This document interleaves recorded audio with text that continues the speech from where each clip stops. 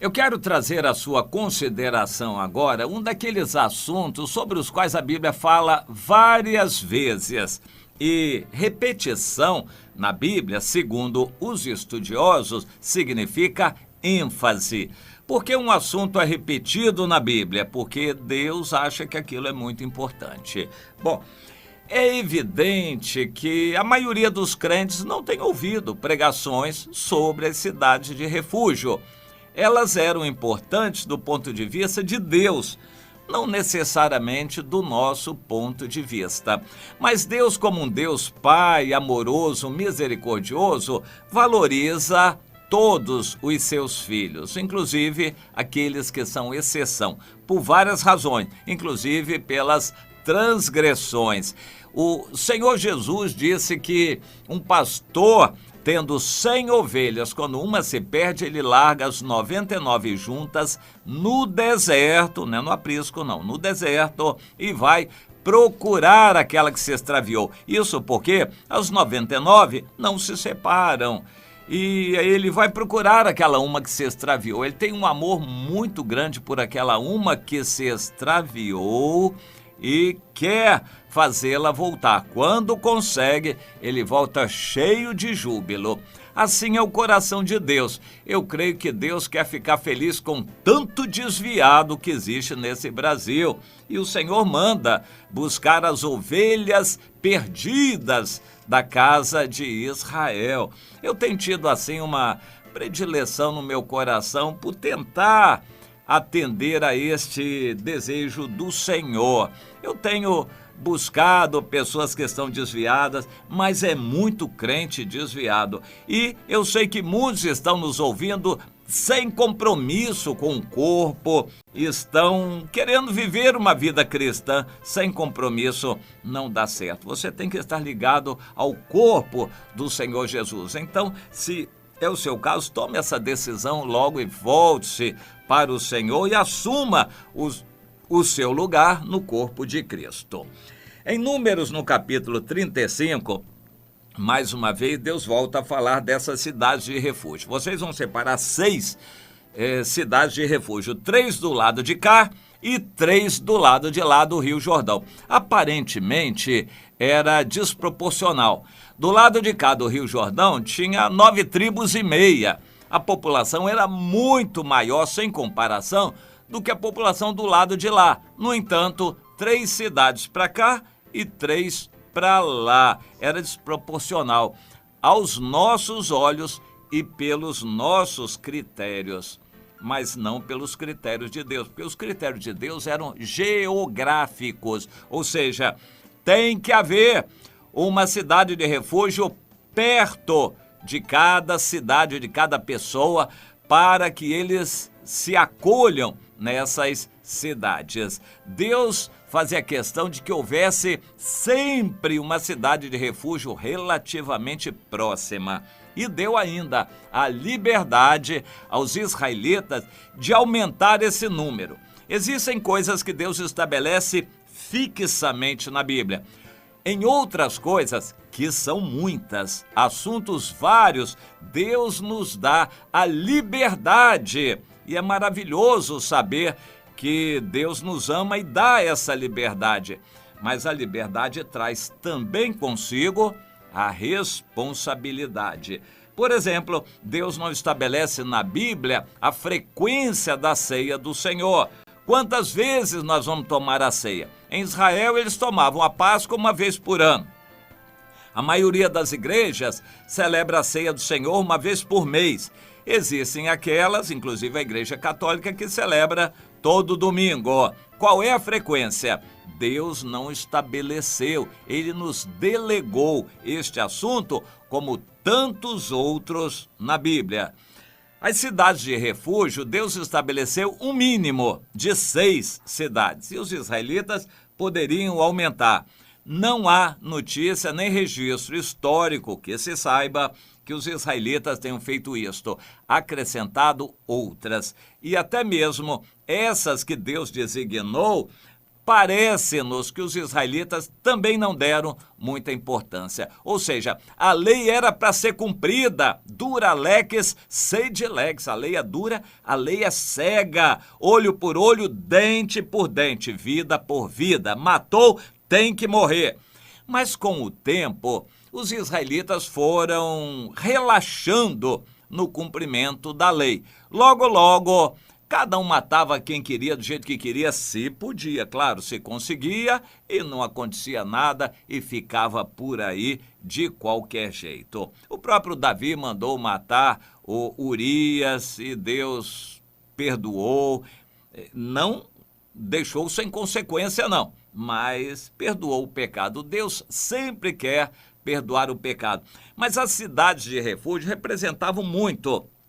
Quando a pessoa matasse alguém, tinha que morrer. As cidades de refúgio apontavam para uma lei muito dura, necessidade de punição do erro. Quem matou tem que morrer. Pena de morte, Deus estabeleceu. Hoje não há isso no Brasil. Em poucos países do mundo existe essa pena legal.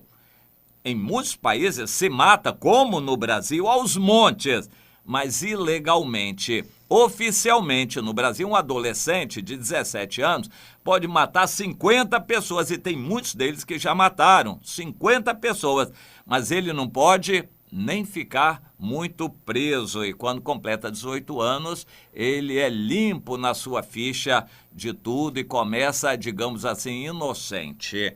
Bem, em muitos países a situação é parecida. Em poucos países existe a pena de morte e, na verdade, eles usam pouco para matar oficialmente, a justiça, poucas pessoas. Mas Deus estabeleceu, não vai haver cadeia em Israel, não tem penitenciária, nada disto. Quem matou tem que morrer. E quem tem que promover essa vingança? A família da vítima. Esta era a lei que tinha que ser cumprida para que todos temessem.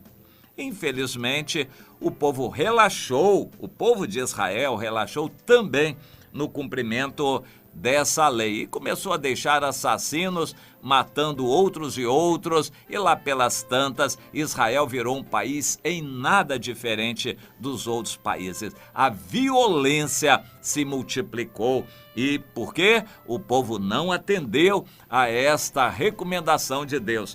Pena de morte. Cidade de refúgio fala da pena de morte.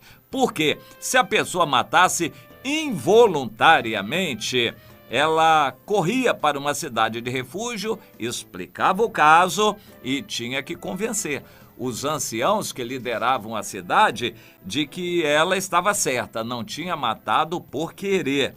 Por causa disso, ela seria preservada debaixo da proteção da cidade, cidade de refúgio. Hoje, a Europa está cheia de cidades de refúgio para os refugiados de vários países que acorrem à Europa buscando apoio.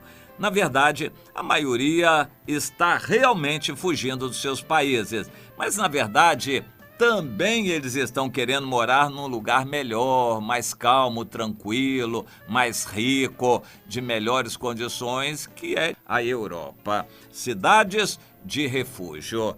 Na Bíblia, a cidade de refúgio era um símbolo da igreja de hoje. A igreja é um local de pecadores arrependidos e perdoados. A igreja não é um hotel de santos que vão julgar os outros e ficar reverberando suas vaidades farisaicas. A igreja não é o lugar de fariseus, mas está cheia deles, é claro. A igreja não é para ficar condenando e julgando ninguém. Nem Jesus veio para julgar e condenar. Daquela vez, não. Ele virá agora e vem com rigor, poder e ira para julgar o mundo e vai matar muita gente. Mas da primeira vez, Jesus não veio para julgar, nem para matar. E nós também devemos estar sintonizados na mesma direção, Nós estamos aí para salvar. Vamos orar, vamos clamar, vamos perdoar,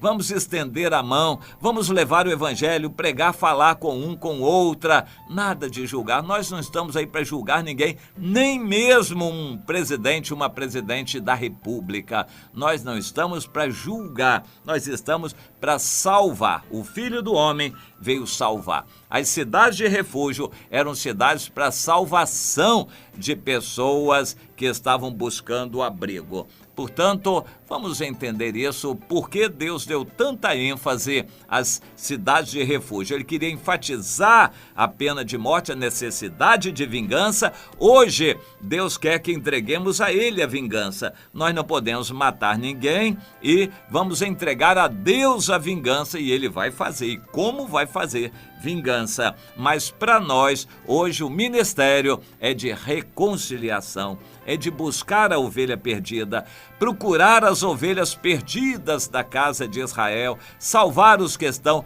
perecendo, levar o evangelho aos que vivem no pecado. Esta é a nossa missão. Não é julgar, não é condenar, é salvar, estender a mão e perdoar. Este é o trabalho que Deus nos entregou. Cidades de refúgio, cada igreja deveria ser um local de abrigo de tanta gente que vem procurar refúgio, e não um hotel para santos fariseus. É um local de refúgio, abrigo para pecadores. Vamos entender isso e abrir a nossa mão, abrir o coração, abrir as portas para todos aqueles que precisam, que sejam bem-vindos em nosso meio.